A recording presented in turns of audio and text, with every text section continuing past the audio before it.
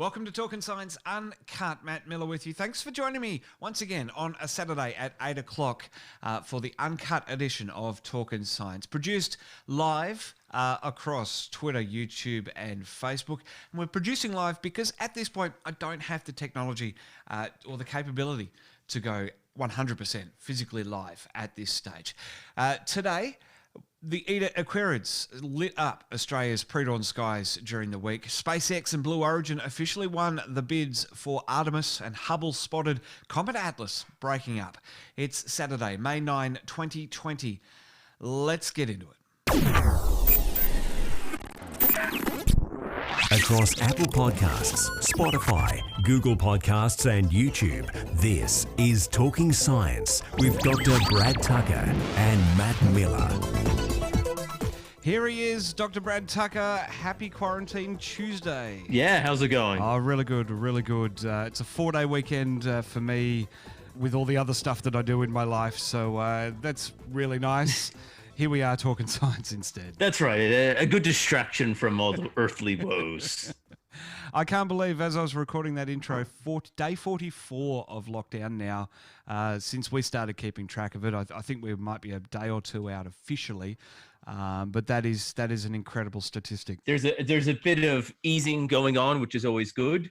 The end is potentially on the horizon. In the original script for the intro, I did actually mention that some of the restrictions were easing, but as we saw on the weekend, and what I wanted to put in the intro was because of some idiots, it may take a little bit longer for the rest of the restrictions to lift. Yeah, look, obviously, I think people are a bit over isolation, but it's science, and there's a reason you played the long game, and we can look to past pandemics and see exactly what happens and make those predictions, just like everything in space. So patience is the key here, much similar to watching a meteor shower. Which we will be talking about in the stories of the week. But first of all, let's check some headlines.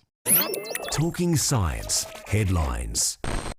And first up, Brad, China is set to test its new long-range 5B rocket. Its new rocket to send parts of the space station and their human space flight. It's been in development, and they've been rolling it out to essentially the launch pad to get ready for a first test of not really carrying anything, but extra weight to show that it can carry the necessary requirements that they intend to do. So, China ramping up their activity. And Starlink is deploying some more new modifications to try and help reduce light pollution. Their first attempt wasn't very successful. Let's hope this one is. It is. And I think the biggest thing to note is, they are trying, they are listening, they are working with the astronomers and projects directly and interfered. And as we've always said, it's not just good just blasting someone and saying, oh, it's bad and pinning him down. Work with them to make it mutually beneficial. And that is what's happening here. You don't get always right on the first try, but you don't give up either. China's new rocket and Starlink trying another approach to really limit its light pollution. Let's see how that one goes. Let's continue Talking Science Uncut, produced live here on YouTube, Twitter and Facebook, with our first story of the week, and that, of course, is the Eta Aquarids, which lit up the night sky during the week. Talking Science, stories of the week. The first story for us is the Eta Aquarid meteor shower, which will be happening, as you say, tonight and Wednesday night. I like to say, because the best time to view it is pre-dawn. So it's happening tomorrow morning and Thursday morning. What exactly are the Eta Aquarids? So the Eta Aquarids, it's an annual meteor shower, and it's always usually one of the good ones we have in the Southern Hemisphere. And this year, the conditions are right to have a pretty good show when we all need something to go out and look that is not Netflix. And the best part about this is that being meteors, they're going to be burning up in the Earth's atmosphere, which means they're going to be pretty bright. You don't have to go anywhere. Just jump out into the backyard. Yeah, this is always the good thing, is it can be seen from anywhere. All in the entire Southern Hemisphere. Bits of the Northern Hemisphere will see it. Best viewed a little bit north, so parts in the northern part of Australia will have slightly better views in the southern part. And, if you're in a good dark spot, you can see 20, 25 per hour. So it really is a good meteor shower. Even in the cities, we're still talking about 10, 15 per hour, so one every couple of minutes. So instead of waiting for, a single shooting star maybe once in a night or a week, you can see multiple here in a couple hours. Well, here in Queensland, they've lifted the restrictions to allow us to travel up to 50 kilometres away from home for non-essential purposes, which I suppose, if you want to really be official and technical about it, viewing a meteor shower is non-essential activity. It's actually not that far to head out to something that's almost deep sky observing capable. Get out there and enjoy it, but don't crowd those parks, of course, Queenslanders. That's exactly right. And obviously, you could take advantage and go somewhere really dark. But also, the great thing is you can just stay at home. Go into your yard, on your balcony, maybe a nearby oval or park. Getting away is from as many lights as possible. And that's what you can do to take advantage of it. It is a really good thing. It's a really accessible thing. That's why I think the nice thing about a meteor shower is you don't have to go through too much effort to enjoy it. And what's the best time to be getting up to view?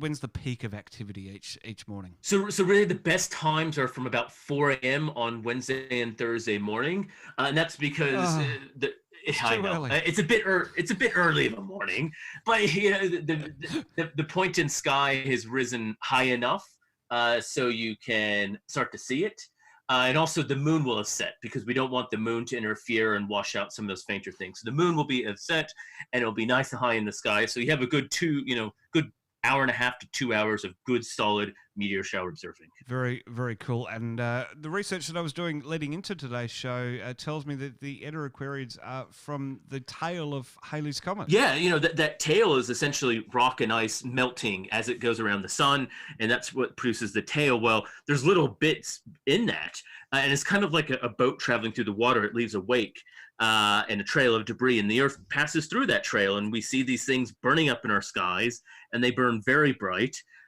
Even though they are tiny. So it's a really cool thing to see with your own eyes. It is very cool. And why do they burn so bright, being so little? Even though they're tiny, some are the size of a grain of sand or a small pebble. They're traveling 30,000 kilometers an hour. So even traveling for a second, you burn for about 100 kilometers. So they're traveling so fast, you get a lot of energy, a lot of friction. And that's the cool thing, is something that small can produce something that brilliant. It is very, very cool. So look skyward around 4 a.m. Wednesday morning and Thursday morning. If you're in Australia, and of course, especially if you're in Northern Australia, and not just Northern Australia, but anywhere south of the equator. That's right, exactly. South of the equator is good. And that's just always a nice one, is it's just visible from lots of parts of the world. So it makes it kind of accessible. And everyone will see something slightly different depending on your location of how the meteors enter and what you see. And so that's kind of the cool thing, is everyone's seeing the same thing, yet they're seeing something different. The only downside of a meteor shower is that you've got to wait. The best time to view it is waking up at the crack of dawn. 4 a.m. Around about for the Eta Aquarids. Really fascinating to learn that that's the tail of Halley's Comet as well. Alrighty, well, let's continue with Talkin Science Uncut, produced live here on Twitter, YouTube, and Facebook. Oh, and don't forget, I haven't mentioned it. Super chats are available on YouTube. 100% of those profits are going directly to TrekZone. It just helps with the server functionality and the potential $10,000 bill to rebuild TrekZone from the ground up. If super chats aren't your thing, the PayPal link is also open as well. It'd be really cool to have you there. But of course, I will continue doing this for free because ad-supported for free, because it's what I love doing. The behind-the-scenes numbers that I'm seeing are really encouraging. They're not setting the world on fire, but they're setting my world on fire.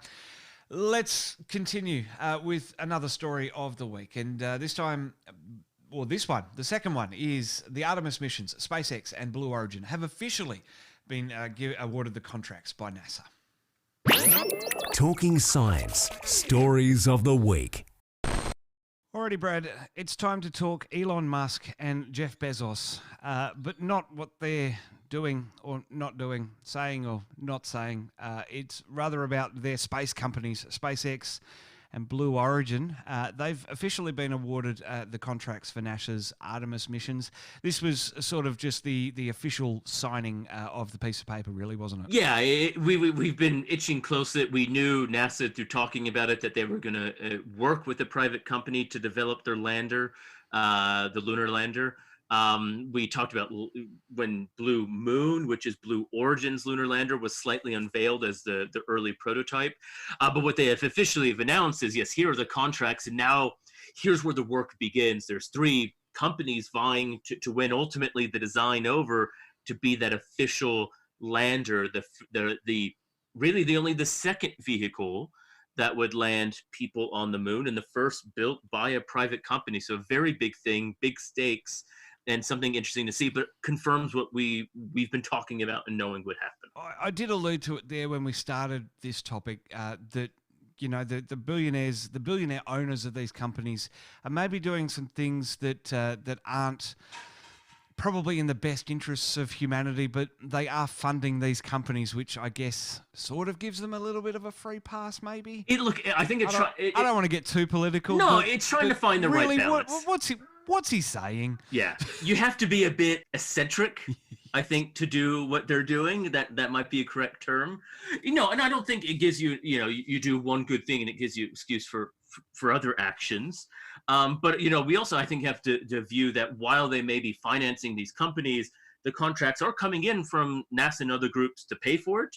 And there's, thousands of good people to actually push it over the line. So, it's kind of like saying NASA may be terrible or good because of who the president is and their goals, right? I think that's kind of that same way to feel, because ultimately it's kind of the same financing model almost. You hit the nail on the head there as well, that there are thousands of people, thousands of employees working for the companies that it's their jobs and it's their livelihoods. So it's supporting those people, and they're the ones that are doing the great things. They're the rocket engineers, they're the rocket scientists that are actually making all this happen. The smart people are actually just getting in, getting the job done, and getting the next man and the first woman onto the lunar surface in the next 5 years. And that's exactly right. These companies are employing lots of people who are doing great work and helping to grow this great sector. And we're seeing the benefits of this now kind of financially and economically to building satellites and companies. And it gives people a real chance to be involved in this industry. So I think it is a great thing. It's just some people tweet weird things. And look, that can apply to any of those space organizations I just mentioned. Let's be serious now. Yeah, absolutely. Well, what's the timeline for Artemis? Obviously, there's going to be some testing missions. There's going to be test missions. There's going to be proof of concepts, or the proof of concepts are there, but actually going through these steps. We saw it with Apollo, with the way that they gradually progressed through to Apollo 11. Is that the sort of plan that we're going to have here? We're going to have a few dry runs, send a few capsules around the moon, sort of thing. What's the sort of timeline? Do you know, Brad? Yeah, that's exactly right. So Artemis won't have as many missions as the Apollo, because they know kind of at least some of the principal things, what works, what doesn't, what they need to do. But there will be a lot of testing ones. I don't think it's until Artemis 3, maybe Artemis 4, that it actually should be the landing on the moon of humans. Artemis 1 is really just sending something on the rocket and capsule into space, and then going around the moon, and then trying to get there, and really so doing a few of these, I guess, integration tests stepped, and they won't be, oh, Artemis 1 didn't land on the moon, it was a failure. No, just as Apollo, they have concrete goals to test and to aim for, just as the upcoming launch in May for SpaceX's Crew Dragon to the space station. They're only really going to go up there for a week or so to go up there and make sure it works, docks, and comes back down. So you have to do the full test before, you have to crawl before you can walk, and you have to walk before you can run. And that's the biggest thing to remember as well, that there will have been about 50 years in between lunar missions. So a lot of the lessons that were learnt back in the 60s and 70s kind of really need to be relearnt a little bit. A little bit of relearnt on the technology, and also of the other things we've learnt in the history of space, and folding that back into the Apollo missions. And you might say, oh, well, we go into space all the time. Well, there's different types of airplanes, right? And what a mechanic who works on a car doesn't fix aircraft engines. they're kind of similar and they travel to places, but they're very different beasts. So we can't necessarily compare the Soyuz capsule going to the space station to going to the moon, for instance. And it's also the speed as well. The Soyuz and even the Crew Dragon are going to be flying much slower than Starship is to get us to the moon. Yeah, you have to get to the moon in a few days, and the other capsules would take weeks to get there. They're dramatically different in terms of speeds, and therefore technical issues, safety issues, mechanical issues, health issues, all those things weigh in. They have to properly vet before they just throw someone on the moon. Throw someone on the moon. That's the slang term for the Artemis mission. We're going to throw someone on the moon. Well, technically it is, because you have to slingshot out of the Earth's gravity to get to lunar orbit. That's true, and you do a fly around the moon, and they had a jump out of the lunar capsule in Apollo 11, so we're not too far off here. Tossed to the moon, if you want to be correct. Maybe they could just try a degrading orbit, just sort of launch out of the airlock as they were approaching lunar orbit. That's right. They won't really burn up. It'll just take a while to get to the surface. Yeah. Gradually float down, maybe. Yeah. Like a parachute drop. Yeah, there you go. Just take a while, a very long while, and you need a lot of parachutes. Well, despite what those billionaires are doing or not doing, saying or not saying, it is really great that those companies that have been pioneering so much of the technology in SpaceX and Blue Origin have been officially recognized with the contracts to take humanity back to the moon. And that's going to be happening in the next decade, which is very, very exciting. 2024 still seems a bit too soon, but you never know. We'll see how we go. Of course, like I mentioned in that last one, and I've been failing to do it because I'm recording these links live and then putting them out, produced live. Super chats are available on YouTube. 100% of those profits are coming directly to me to help with server costs, and I'm also trying to build a kitty to rebuild Trek Zone from the ground up, but that's going to cost about $10,000. No pressure, but I'll do it if I have to, when I have the time and the money, but we'll see how we go. So YouTube Super Chats, Super Huts on the Periscope live stream as well. And of course, the PayPal link, paypal.me/Spiral Media. Direct donations minus a PayPal fee would be absolutely fantastic. We had the Patreon last year, but just felt that the one-man band nature of Trek Zone really doesn't lend itself to getting ahead for the patrons and still putting out a primary show on YouTube as well. Of course, you can find us on podcasting as well. That's where we're doing our main thing. Just search for Trek Zone. Social media as well, just search for Trek Zone. Dr. Brad Tucker's on social media as well, at btucker22 and Dr. Brad Tucker on Facebook. But let's get into this last story of the week. It's Hubble once again for the third week in a row. It just seems to want to be in the headlines. It spotted Comet Atlas breaking up. Dr. Brad Tucker and I had a chat about it. Talking Science, stories of the week. Alrighty, well, the Hubble Space Telescope has captured a Comet Atlas breaking up. I get the impression, Brad, that Hubble doesn't want us to forget about it. It's the third week in a row it's been in our story. It's been in a starring role on our show. Yeah, it really has. We were just talking about the 30th anniversary, and it does keep making discoveries, and that's because it is powerful to see these sorts of things. And comets, as we're talking about the meteor shower, they're fairly small. They're not big. The nucleus, it's only a couple of kilometers. And we do know they eventually melt and break up. We see this in the tails, and we do know they fragment. But to actually see the process of them breaking apart, the nucleus breaking apart, requires a big telescope with clear images. And that's, again, what was turned to as the Hubble to spot this cosmic breakup. And now, Comet Atlas, I believe we talked about this a couple of weeks ago, didn't we? That we were hopeful that we were going to see it by the naked eye. Yeah, it was becoming a very bright comet. So essentially, as it gets near the sun, especially for comets that make their first trip in their solar system, so periodic comets like Halley's have most of their outside, melted, and so it's just kind of layers coming off. If you're a comet that's coming into the solar system for the first time, what we call the non-periodic comets, they have a bunch of stuff that is going to melt. And so sometimes a little bit melts, sometimes a lot, but sometimes too much where it melts too much and like an ice cube, it breaks apart. And that's what happened in this case. It was coming in, it was brightening really quickly. People were hopeful, and some people were starting to spot it with, well, definitely with small telescopes, but binoculars and almost a naked eye. But apparently too much of it, and it wasn't, held together too tightly to withstand the solar wind and pressure, causing it to break up, and it's disintegrated in space. Are we going to have another meteor shower here, or is this one going to just fly past us? Well, look, we won't really see anything from this. It will just kind of be hanging. It's all gone. Yeah, it's pretty much all gone. If we rightly somehow pass through it, but it's still actually quite far from Earth and not in our orbit, so we're not going to see much of it. It's always a bit of a disappointment. Comets are like cats. You have no idea what they're going to do. They don't like you. They have big tails, and sometimes they flaunt it, and sometimes they just ignore you. That's a comet, essentially, is a cat.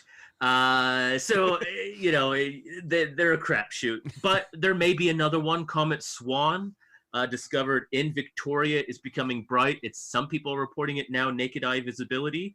Have to be in a really dark spot. And if it continues over the next couple of weeks, it'll be a great thing to see here in our southern skies. That's right. I was trying to remember. I knew there were 2 comets that have been spotted that were coming towards us.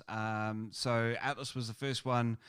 There's Swan to come as well. So there's still a possibility that we might see another or a comet in the nighttime sky. That's right. We'll have to see how it behaves and what it does. And again, as they make their first trip in the solar system, it's really hard to figure out exactly what's going to happen with them, especially if they get too close to the sun, how they come from around the sun. So there's a bunch of different things that happen to it. But it may work. It may be very bright, and at its current rate, it'll get bright enough to be seen in decent spots. But it's a wait and see game. But the great thing is, at least the skies are putting on a show for us while we're all stuck inside. Absolutely. Should Hubble be tasked to watch this one, just in case it does break up, and we can have some more beautiful photos? You can imagine it will be spotted with Hubble. I'm sure it is. Hubble's always used for these sorts of things, especially when you get very bright naked eye comets that are making their first journey in the solar system, because there's a lot to learn about what they're made up of, what's on the outside, how heavy they are, how heavy they're bound.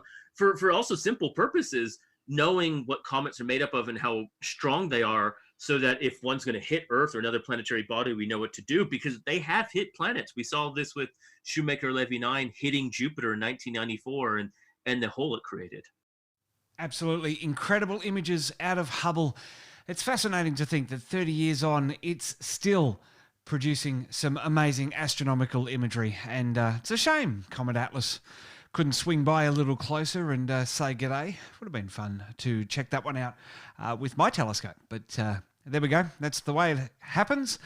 Comet Swan is coming, so let's see if that gets a little bit closer, and we might be able to make some observations of that. Well, this has been Talkin Science Uncut, produced live here on Trek Zone across YouTube, Twitter, and Facebook Live as well. We're doing it every Saturday at 8 a.m. Of course, you can check out each of these stories uncut Wednesday, Thursday, and Friday. Our main show, where we bring you what's happening throughout the week, on Tuesdays, and the main Trek Zone conversation show on Mondays as well. Last week, or this week earlier, we didn't do the Monday show. We were still reeling from that finale of the Clone Wars. Absolutely incredible. Dave Filoni, a masterpiece job. And of course, the PayPal link stays open, paypalme.spiralmedia or /spiralmedia. The YouTube Super Chats each week, that is going to be helping Trek Zone to get even better as we push through our 8th season of podcasting, which is absolutely incredible. Still that one-man band, still doing everything that I love. But with a little bit of help, that would be greatly appreciated. All right, we're out of here. This has been, as I said, Talkin Science Uncut, produced live across TrekZone.org's socials. Before I go, find Brad Tucker on Twitter at btucker22 and give him a follow. He's on Facebook as well, Dr. Brad Tucker. Trek Zone all over social media. Just search for Trek Zone. You'll find us. Search for us on your favourite podcasting app as well, where they're doing the audio and doing the audio enhanced versions on YouTube as well. Subscribe, like, follow, do all that sort of stuff. Keeps me warm and fuzzy on these cold autumn days. Alrighty, I'll see you on Monday. Thanks so much for watching this edition of Trek Zone Live.